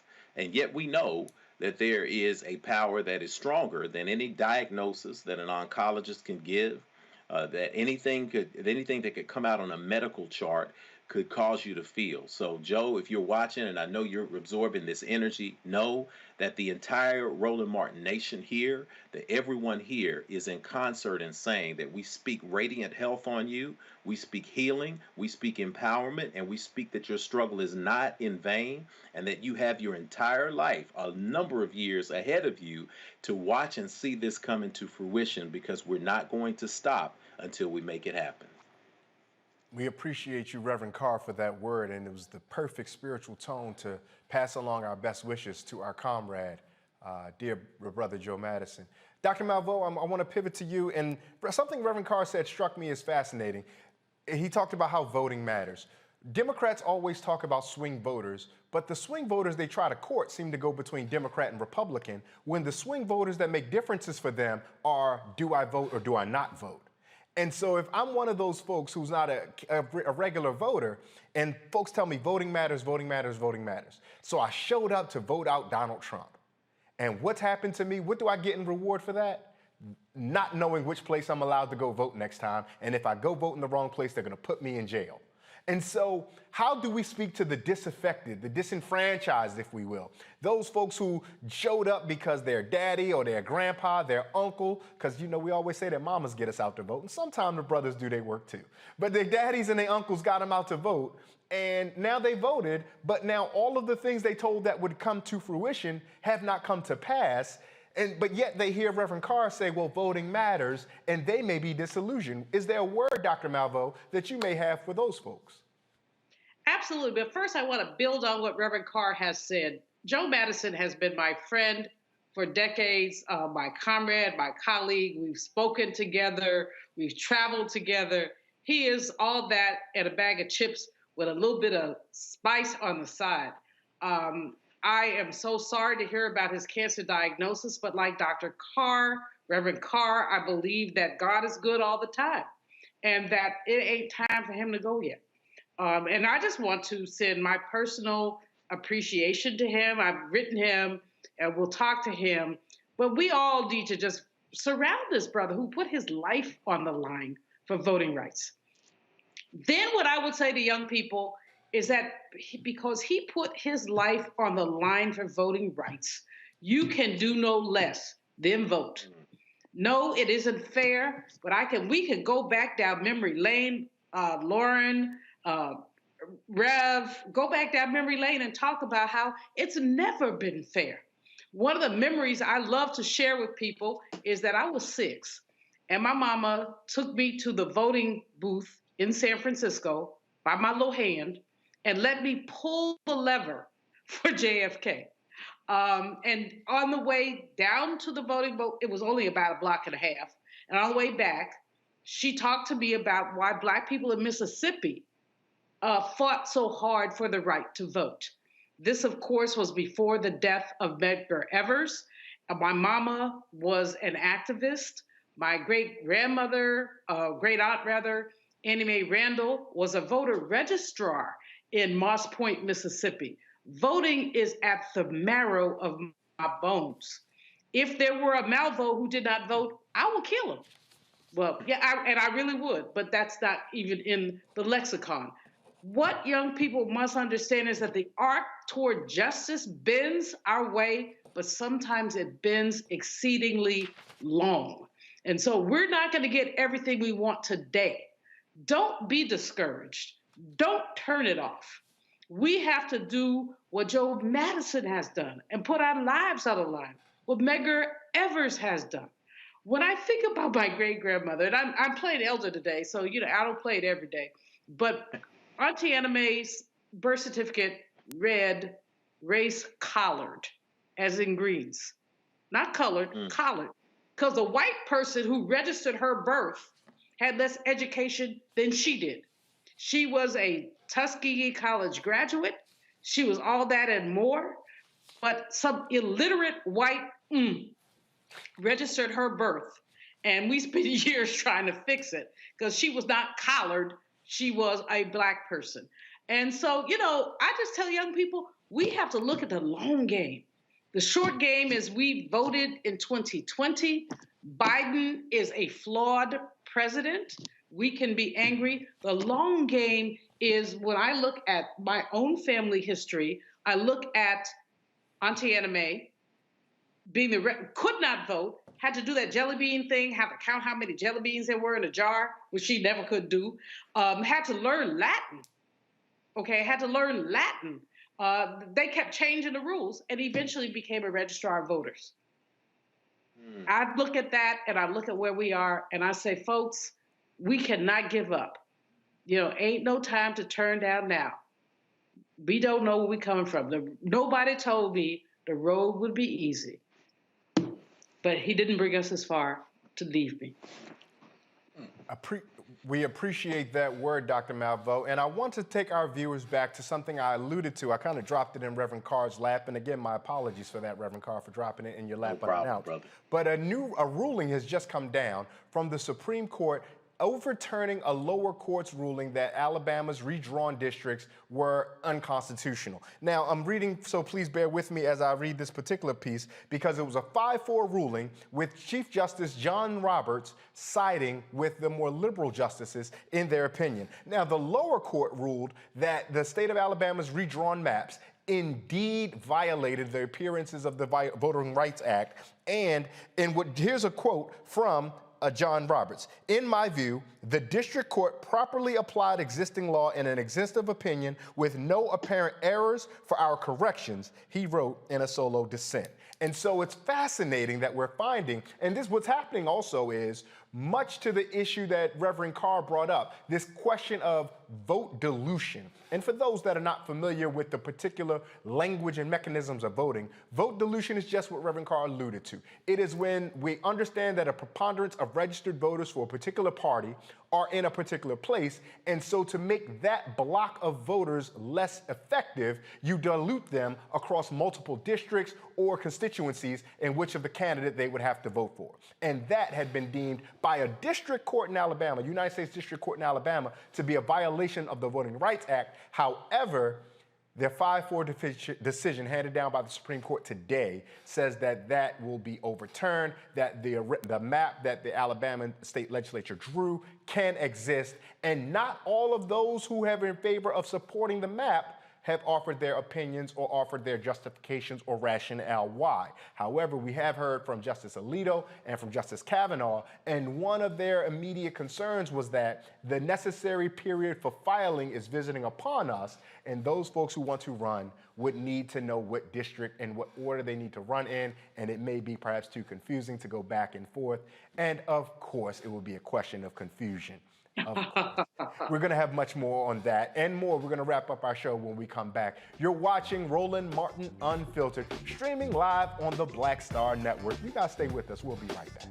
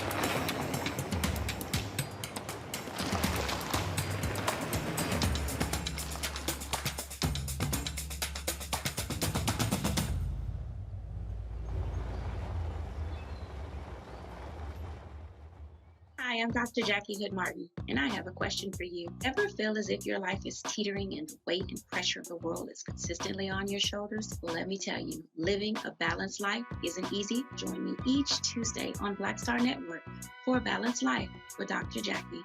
We'll laugh together, cry together, pull ourselves together, and cheer each other on. So join me for new shows each Tuesday on Black Star Network, A Balanced Life with Dr. Jackie.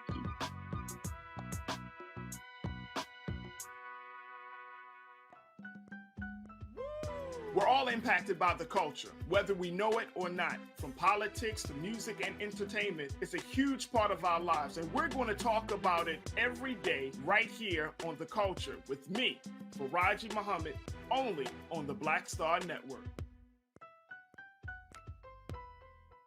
Hey everybody, it's your girl Lunel. So what's up? This is your boy Earthquake. Hi, I'm Chaley Rose, and you're watching Roland Martin Unfiltered.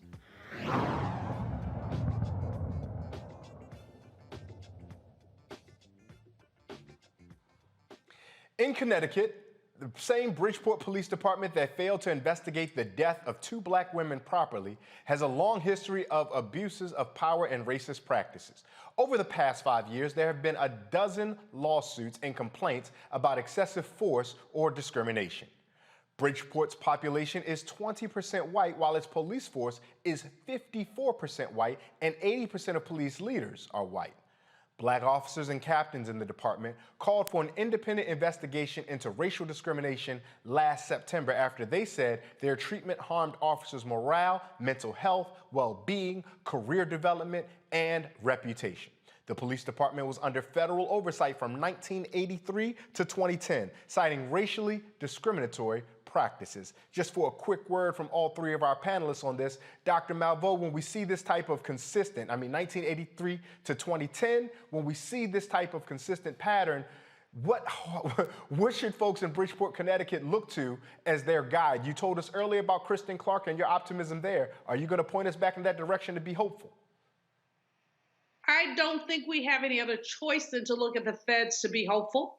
I do think that this is Bridgeport is a cesspool, but you know what? We have cesspools all over the country. We got cesspools in Baltimore, cesspools in DC, majority black, but still the police do what they do. Cesspools here in Los Angeles, and we can go all over the country and talk about cesspools.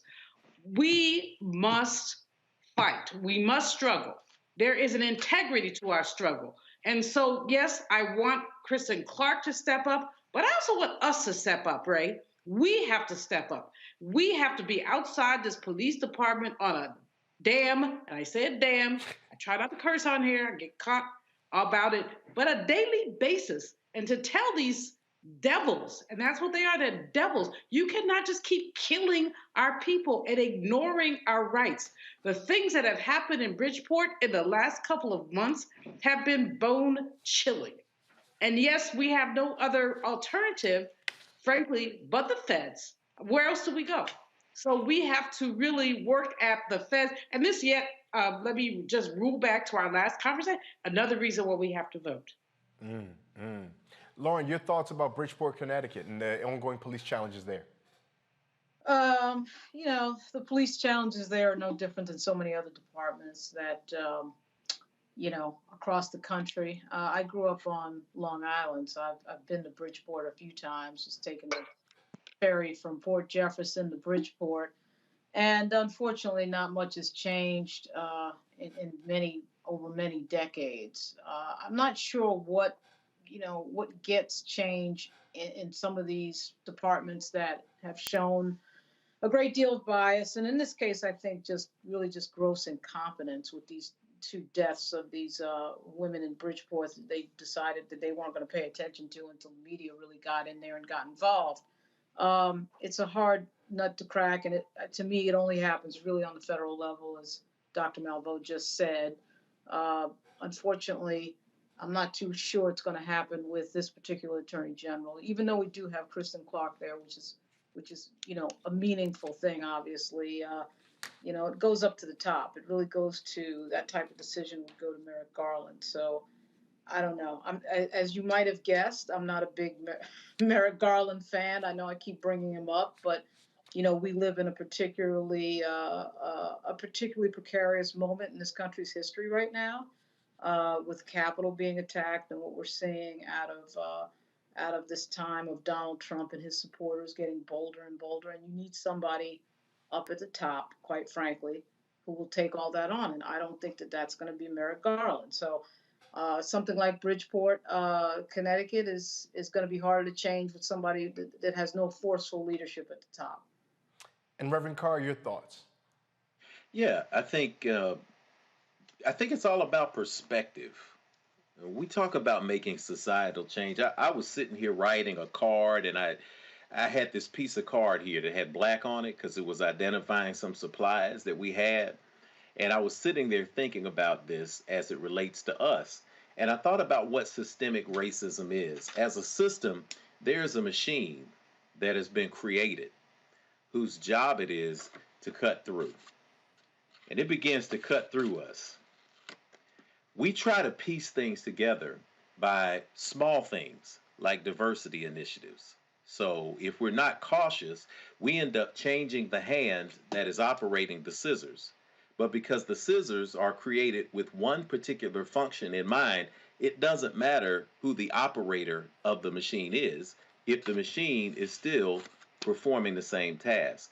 What we need is people who are in place, who have the mentality that dismembers the machine, whether that's Merrick Garland, whether that's President Biden, whether it's federal oversight. We have to look beyond the cosmetics and say, we are going to break the system. In this case, the hope is that by getting federal oversight with Bridgeport, we can dismantle the scissors and create another system where Black people feel safe, where they feel that they are empowered, where they feel they are part of policing, that they are actually put into a space where they can protect and serve and be a part of and enjoy the benefits that taxpayers are supposed to enjoy. We already know there's no such thing as having a conversation like this without invoking no taxation without representation. If we are paying taxes and citizens in Bridgeport are paying taxes, we should be able to have ourselves represented, but not only represented,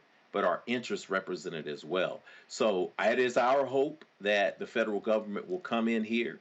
It is our hope that the pressure that is coming from all over the country, from shows like this, from conversations like this, will open the door for us to have somebody put in place who is going to take the scissors apart and make something different happen in that area. Thank you so much, Reverend Carr. Now, turning our attention to a new report by Caring.com found that less than 70% of Black Americans do not have a will. 33% of Americans have a will, but only 27.5% of Blacks have them. Now, Blacks could be missing out on $68 trillion worth of wealth transfer over the course of the next 25 years if estate planning and will preparations do not increase. Experts say everyone over the age of 18 needs to have a plan in place. I remember being one who helped my grandmother write her will, and I had such joy when she had the opportunity to have a Harvard-trained and a Howard University-trained lawyer to be the ones to look over her will to make sure it was in compliance. Dr. Malveaux, I'm going to start with you. Have you made sure that you've gotten your estate planning taken care of? Oh, absolutely. And my mama did. My mom passed in June of this year, of 2021. She did her will in 1995, well before she made her transition. And she made it clear to all her children what she was doing. My baby sister inherited her house. I get all her books, about 5,000 books. One of my sisters gets all the music, and another one gets all the jewelry. But she was very clear. She no drama, etc. But this is an issue because if you die without a will, the state takes your stuff. So if you have a home, if you have money, whatever you have, if you haven't said who gets it, the state gets it. And that means that they can take up to 2/3 of it, which means that you didn't work your whole life to get the state of California or the District of Columbia or the state of Missouri to get your stuff. But it's a difficult conversation, Ray, that we have to have with our elders. A lot of Black folks have planned everything about their funeral, from the music they want, to the hors d'oeuvres they want to be served, and everything but what their end of life planning is about. So this is a really important topic. I'm so glad that you brought it up. Dr. Malveaux trying to be all fancy because she a dean of colleges. She ain't mean hors d'oeuvres. She meant who gonna make the fried chicken, who gonna have a potato salad, and y'all know our favorite question, who gonna handle the body? Lauren Burke, what are your observations about this? Yours and your family, have they taken care of their estate planning? Have you? I haven't actually. Funny, I don't have a will, but thankfully I have several relatives that had wills that were quite generous to me specifically, and I have nothing to complain about on my general family estate planning, which has been quite good. But I do have, the assets that I have are typically liquid. Unfortunately, no property yet, but I'm working on that. And so my nieces and nephews would be very, very thrilled about what I've done. I've basically just added them to my accounts, and my sister. So, to me, the biggest thing is the money.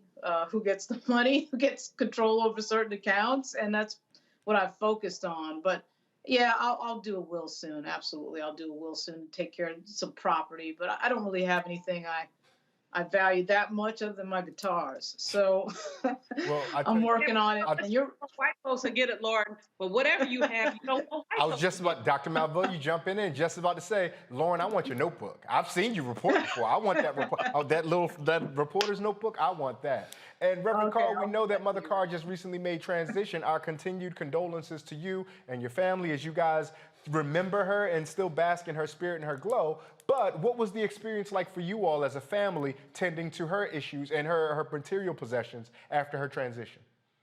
And I will say first off, thank you so much for that. For those of you who know, my brother and I are fond of quoting both my mother and my father, who were accomplished, self-educated people with a 6th and 10th grade education between them. They taught us that we could do anything we wanted to in the world. And at some point, we actually started believing them. And that's what helped us to become the successes that we are in the world today and to continue to chase their example. We had 93 amazing years from my mother, who was a queen mother.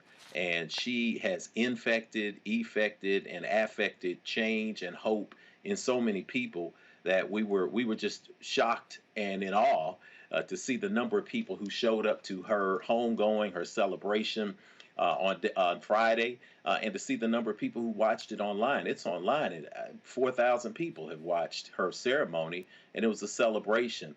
It was a celebration because we are able to come together as a family. My mother had an express wish that all three of her children would make the decisions that need to be made for the future. She left a property that is in a high-profile part of town, but when she and my father bought it, they struggled to pay that property off, that house, for $6,000. That they bought it in 1968, and it was their express will and desire that we carry on their tradition. It took several years for us to help get a will in place for Mom, but we got that in place. We're just now allowing everything to settle so we can go in and look at things and parse things out and figure out who's responsible for what. Fortunately, we have a minister in the family, and yours truly, and I deal with people 4 times in their lives. I deal with birth. I name babies. I deal with initiation. I bring your kids into rites of passage. I deal with marriage. I put people together, hopefully for the long term. And I deal with death. I deal with transition into this space of life after life. Let me tell you, get a will in place, put it in writing, get what's called an estate planning book. I teach people to get a notebook, and in that notebook, you put things like your will, you put things like your insurance policy, you put, if you have small children or you have special possessions, you put where that's going to go, where they're going to go, you're going to put where the possessions go, you let people know where your passwords are. If you don't trust anybody to have your passwords, you have a piece of paper that says, hey, call Lisa or call Johnny for my email account, call somebody else for my Facebook. You put that all together, because the sooner you do that, the better it is for those you may leave behind. It's not morbid to think about transition. I've been able to stand over people, or the bodies of people who were 93, 106, 13, 2, and 6.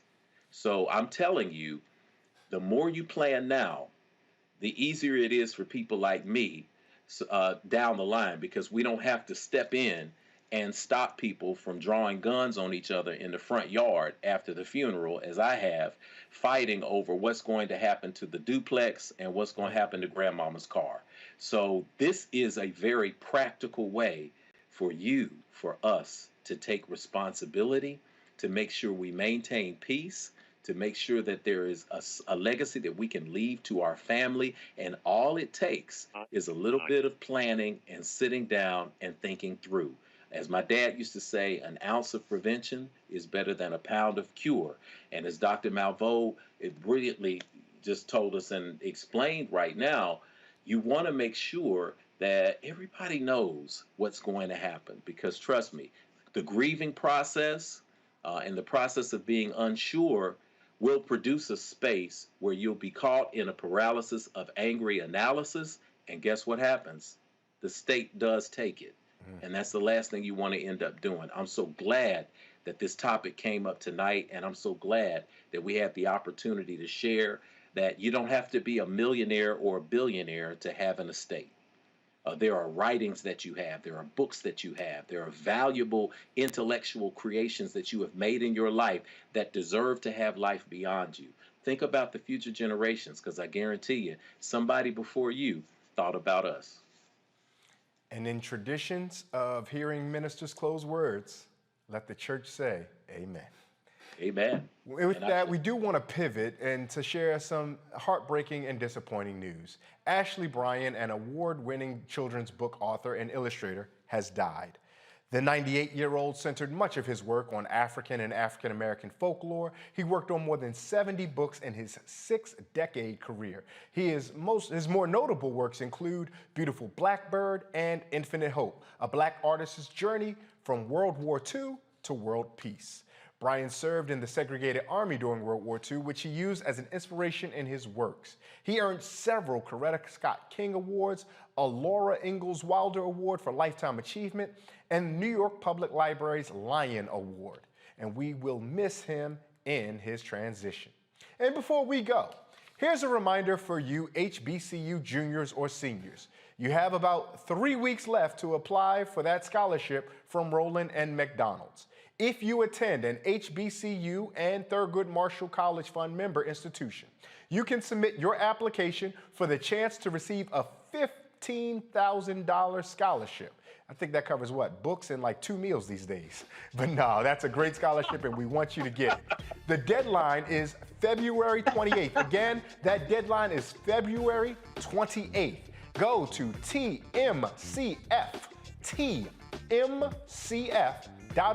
for details on how to apply.